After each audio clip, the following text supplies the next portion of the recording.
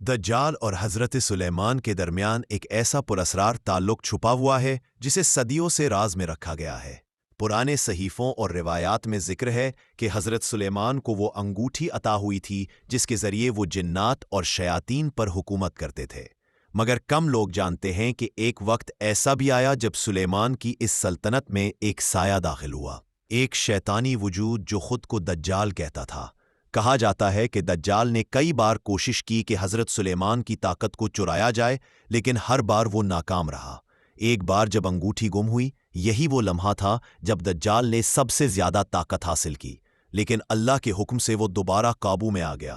آج بھی کئی محققین مانتے ہیں کہ دجال اور حضرت سلیمان کے درمیان یہ پراسرار جنگ صرف جسمانی نہیں بلکہ روحانی بھی تھی، اور اس کے آثار آج بھی زیر زمین محفوظ ہیں۔